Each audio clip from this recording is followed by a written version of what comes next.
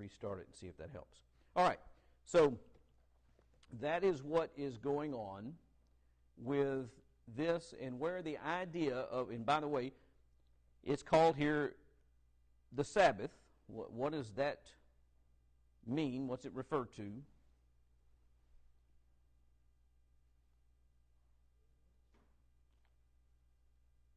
Anybody know what the Sabbath is? Okay, it is a day of rest, but it becomes the day of rest, we're going to find out, because of what we just read. It's not just naturally a day of rest. God makes it that because He completed His work in 6 days. Is that better, by the way? Okay. So it is the seventh day. And so when did creation start? On the first day. And that's why there's some significance with this idea of the first day that runs throughout the Bible. What day did the Lord rise on? On the first day of the week. What day was the Pentecost preaching done? What day are we commanded to assemble? So there is some significance to these things. This is the seventh day, and on it He had completed His work in 6 days, and so it says that He rested from His labor, and He made it holy. That's what verse 3 of chapter 2 says. So God blessed the seventh day and made it holy, because on it God rested from all of His work that He had done in creation. And so God put some significance on this day. At this point, is this a major deal? Is there much said about the Sabbath from this point on until the giving of the law? Not really. But at the giving of the law, things changed a bit, and it becomes a more significant issue. So let's turn to Exodus 20. I'm not saying that it's completely doesn't matter, because it became holy on that day. But in Exodus chapter 20, we read about the law pertaining to the Sabbath that was given through Moses. We want to start reading in verse 8. We'll read through verse 11. Remember the Sabbath day to keep it holy. Now, why is this a law? Well, it goes all the way back to what we just read, right? That God made the Sabbath day holy. So He then gives them a commandment to remember that fact. Remember the Sabbath day to keep it holy. 6 days you shall labor and do all your work. But the seventh day is a Sabbath to the Lord your God. On it you shall not do any work, you or your son, your daughter, your male servant or your female servant or your livestock. I like the way he actually treats this one. He goes through the process of saying, look, I don't want anybody going, well, I didn't actually do the work. I had somebody else do it.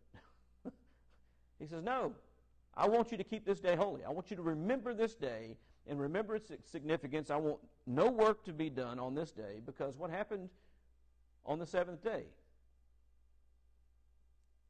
So let's keep reading. On your female servant, your livestock, your sojourner who is within your gates, for in 6 days the Lord made heaven and earth, the sea, and all that is in them, and rested on the seventh day. Therefore the Lord blessed the Sabbath day and made it holy. And so that verse clearly connects this law all the way back to what we just read in Genesis 1 and Genesis 2, right? And what He did on that first day. When His work was finished, He looked back at what He had done, He saw that it was completed, and He chose to make that day holy. Now He is giving His law through Moses, and He tells these people that He's called out and He's going to make a nation out of. By the way, there's a purpose for His bringing Israel into existence. What was it? Why did He separate them from the rest of the world and give them a law and all of that stuff? What was the purpose of the nation of Israel? To bring the Messiah into the world. That was the lineage through which the Messiah was going to come. He separated them and made them a special people and made them stand out so that people could see and identify who the Messiah was. And He gives them this law that's part of what makes them a peculiar people,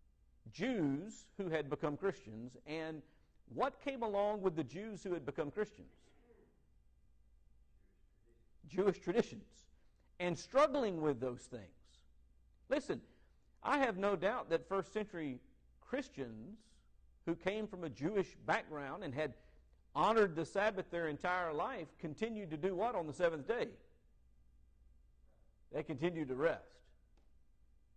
And some of them likely did with it the same way that they did with circumcision and several other of the things that were under the Mosaical law, which was do what? Try to bind that on other people. And so the book of Hebrews in large part is dealing with these kinds of questions and making clear the purpose of some of those things that were hang-ups. Explaining, in other words, why. Why did they have to keep the Sabbath for so long?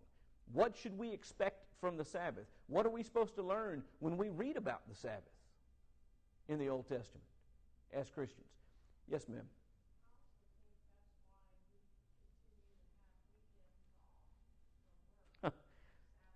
To some extent, yes.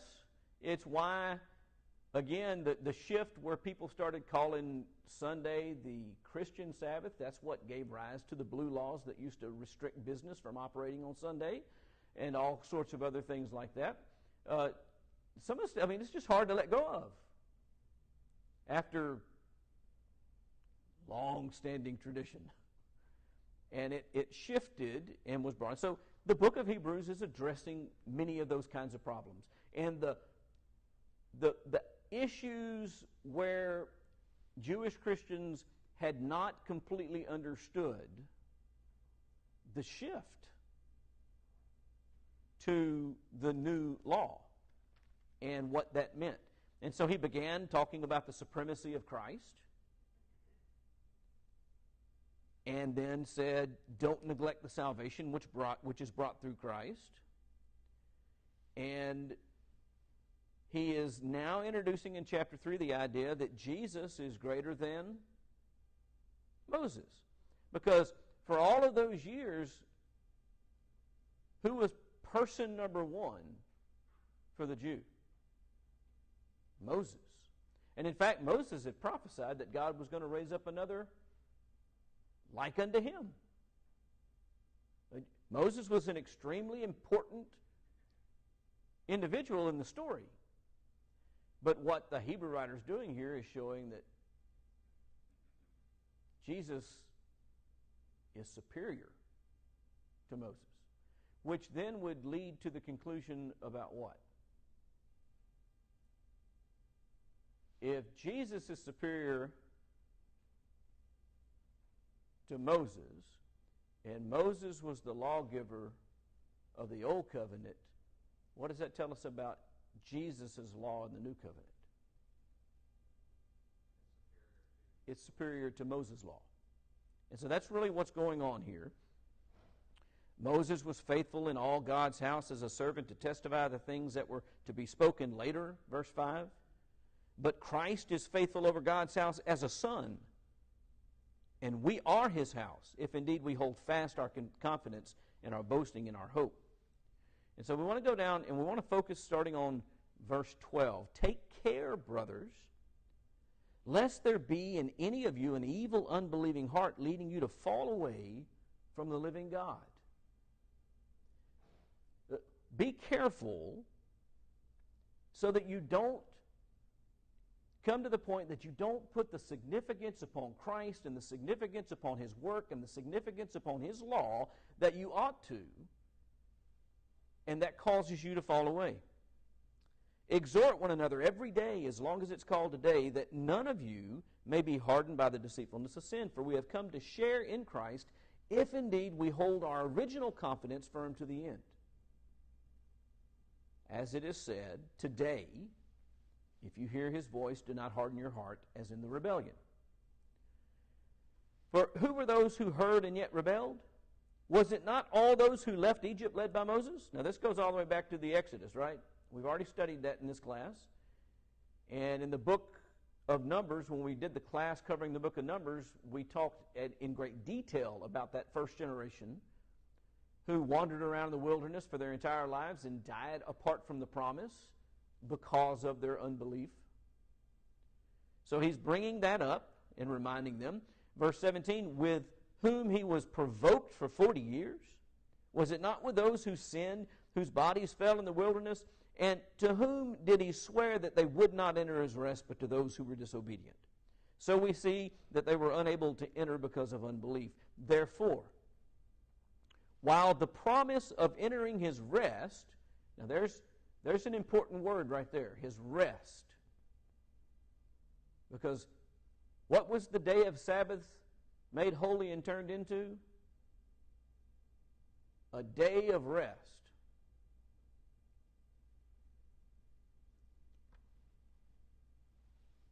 Therefore, while the promise of entering his rest still stands, let us fear lest any of you should seem to have failed to reach it.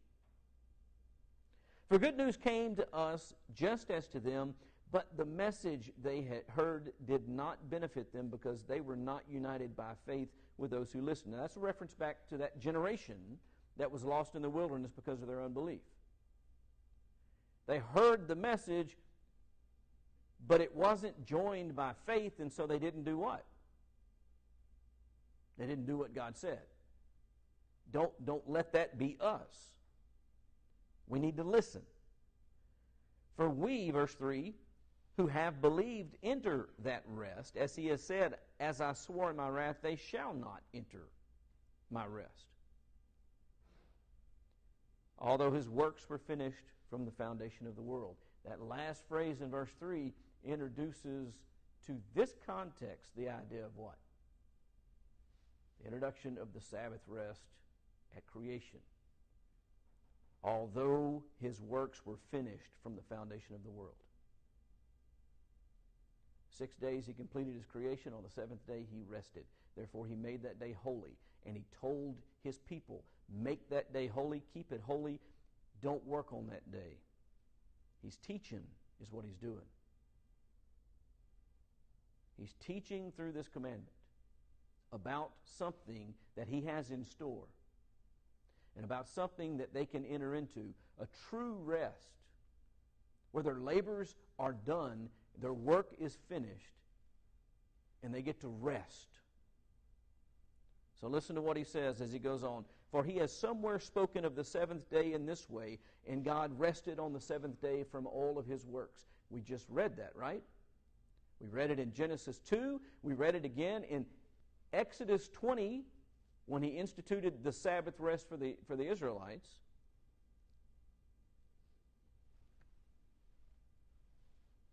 God rested on the seventh day from all his works. And again, this passage, in this passage he said, they shall not enter my rest. So what the writer of Hebrews is doing is showing the connection between the Sabbath rest and the point of the Sabbath rest and the statement to that generation that was lost in the wilderness and were not allowed to enter the promised land, not entering their rest. By the way, that is also a teaching tool, all pointing towards something that hasn't yet been fulfilled that still remains. Since therefore it remains for some to enter it, and those who formerly received the good news failed to enter because of disobedience.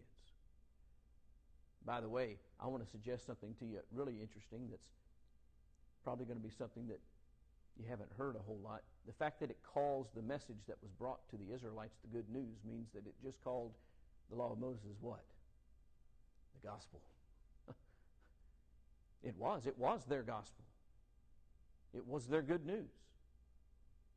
It was their channel to hope. It was their channel to rest.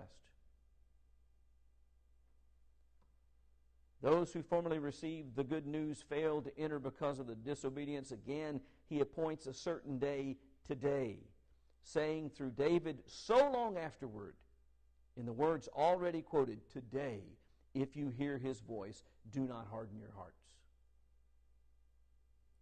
For if Joshua had given them rest, God would not have spoken of another day later on. So this is what we need to start understanding. He's made the connection between the Sabbath rest that God created for remembrance after his creation work was done, and the idea of the Israelites entering into their rest when they entered the Promised Land. He's then said, listen, later on when Joshua brought them into the Promised Land, he was still speaking about a rest that was to come. So what Joshua brought them into wasn't yet what this is all about. So what's it all about? So then there remains a Sabbath rest for the people of God. For whoever has entered God's rest has also rested from his works as God did from his. On day 7, God ceased to create.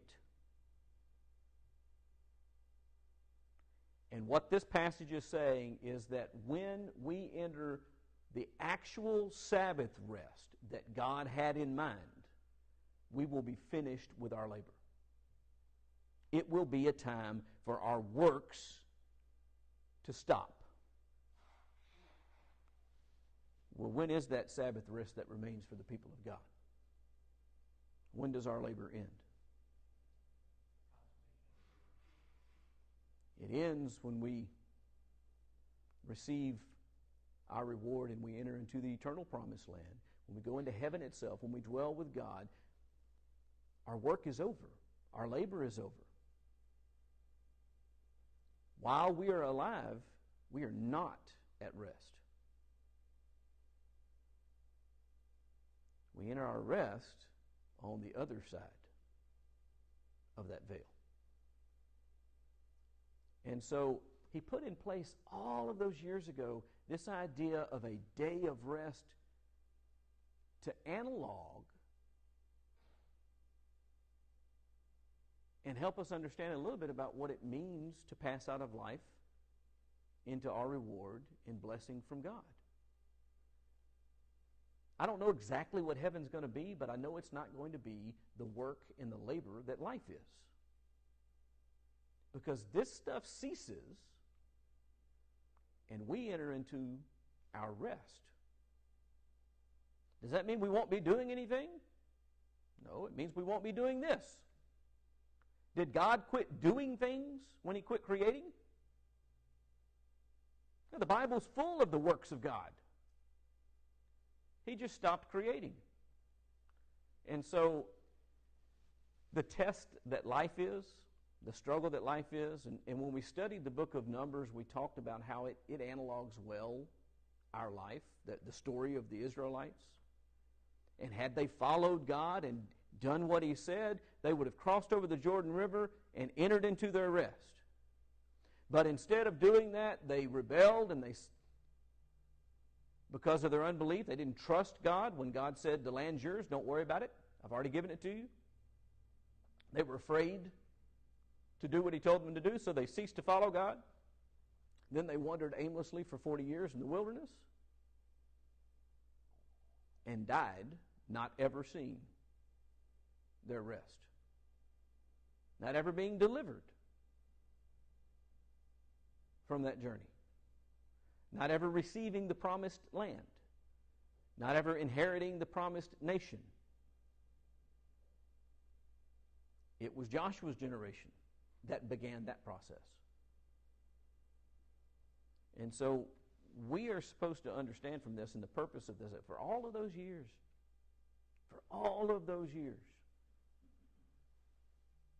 God made a significance about that day to teach us why we work in obedience in life, and why we never grow weary in well-doing, and why we never give up even though it looks like it's a bigger problem than what we can handle. Because there yet remains a rest for the people of God that we will enter into as certainly as he did his, when it said that his labors were done and he rested on the seventh day. We don't get to quit because it's hard. We get to quit when it's done. That's what the Sabbath is about. It's about teaching us not to stop working as long as it's a work day. And our rest is spiritual. And it's yet to come. But until it gets here, then we labor. We obey. We do what He has asked us to do. We strive. We struggle. We walk with Him. We follow Him wherever He goes. The way the New Testament puts it, we yoke ourselves to Him. Take my yoke upon you and learn of me, for I am meek and lowly of heart, and you will find rest for your souls. We don't need to be looking for rest for our bodies. We need to be looking for rest for our souls. And that is what we need to understand about these things, at least in a very truncated and succinct way. Anybody have any thoughts, questions, or comments about that? I wanted to go ahead and touch on that now because we have just finished talking about the 6 days of creation, and clearly there was a connection. Anyone? All right, then let's move on and let's look at Genesis 16.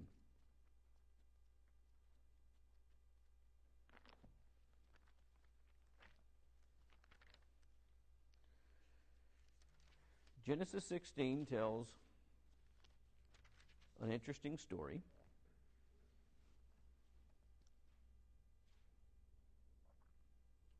I think sometimes we think it's just a filler, or we think it's just an explanation or a picture into some aspect of our struggle, but it's even deeper than that. And so let's just read together Genesis 16 and kind of draw some things out of it, and then we'll develop the idea as we keep going. Now Sarai, Abraham's wife, had borne him no children. She had a female Egyptian servant whose name was Hagar. And Sarai said to Abram, "Behold now, the Lord has prevented me from bearing children. Go in to my servant. It may be that I shall obtain children by her." And Abraham listened to the voice of Sarah.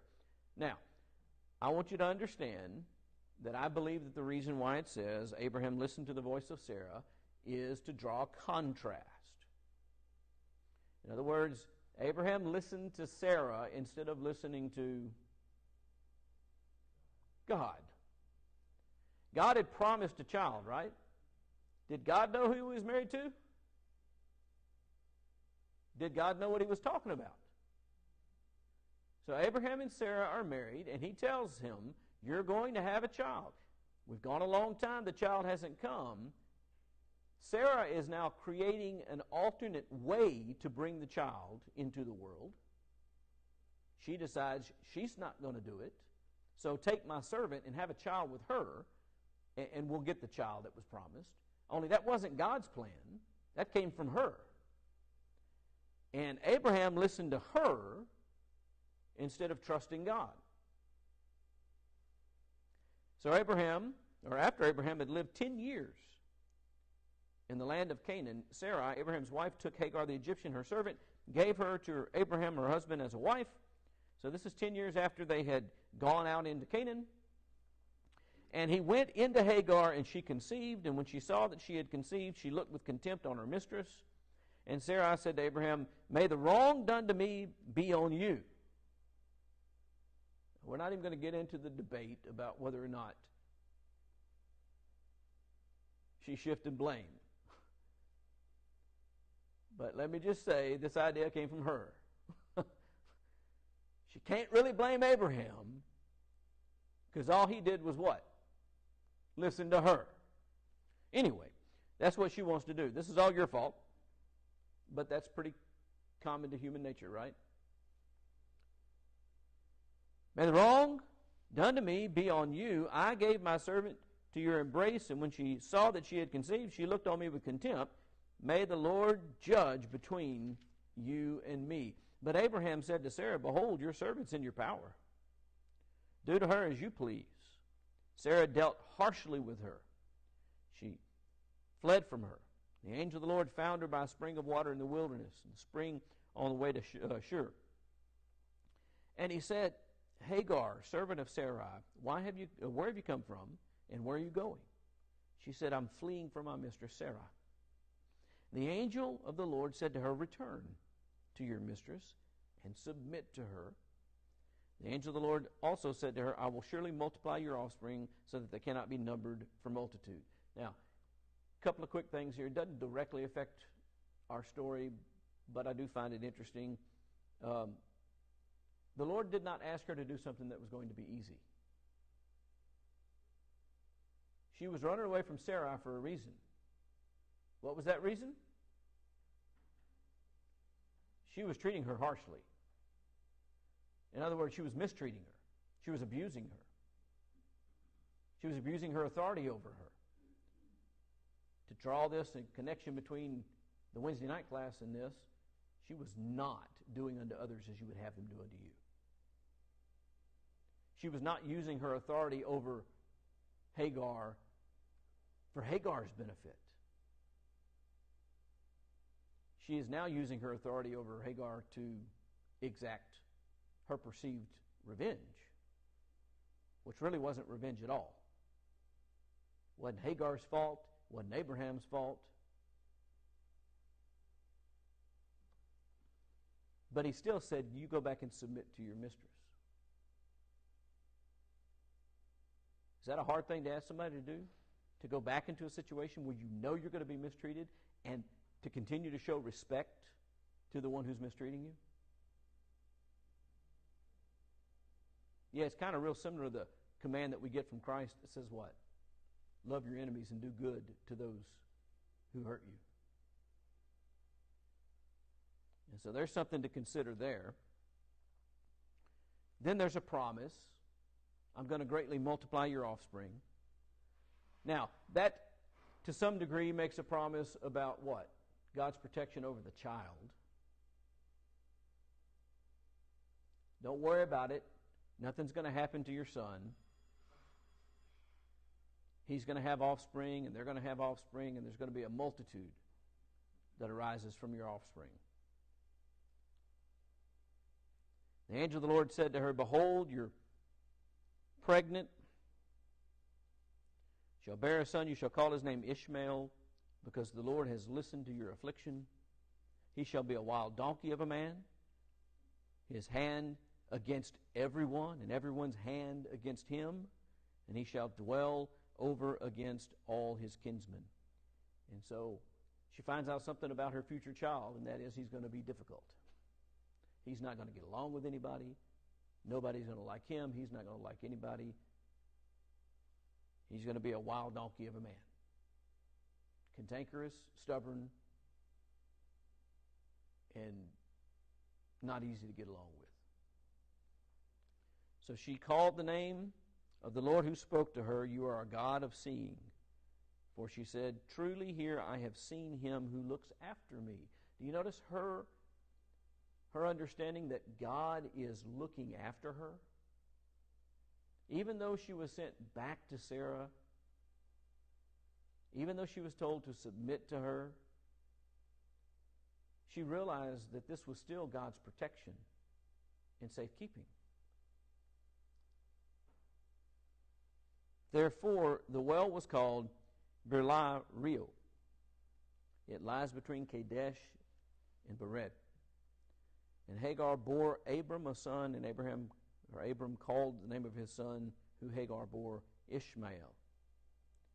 Abraham was 86 years old when Hagar bore Ishmael to Abraham. By the way, from that verse, and the verse that tells us when Isaac was born, in the age he was, you know how much older Ishmael was than Isaac. So that's the introduction of Hagar and the conflict, I guess, between her and Abraham's wife, Sarah. Look over, well, we probably don't have time to get into it. We're going to look at chapter 21 next. 21 tells us the story of the birth of Isaac. And I chose these two chapters for a couple of reasons. First off, because when you talk about Sarah and Hagar, you're inherently talking about the children that they bore to Abraham. And they figure important in the story. And understanding that is important in understanding why we have a record of this and what we can learn for it. And what we're going to find out in Galatians 4, this whole affair is set forth as an allegory to teach us a lesson about who we are and about our relationship to God.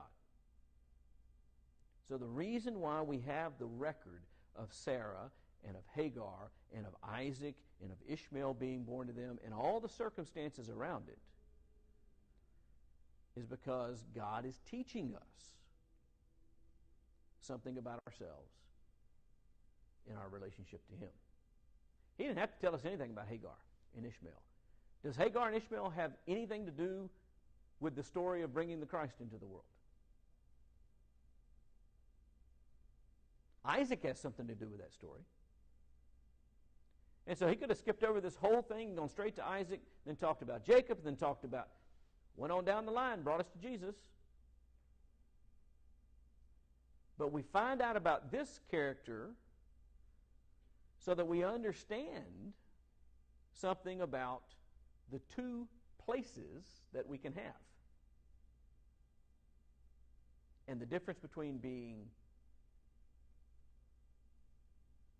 in the house and not being in the house. The difference between being the son and not being the son. The son of the wife, the legitimate son, or the illegitimate son. And learning that, we understand some things about ourselves and our own relationship to God and what that all means. And that's where this is going. And so we got to stop today. I appreciate your presence and the people that commented. I appreciate the guys who watched online who couldn't be here. And I'm glad we got the audio issues worked out and y'all were able to follow along.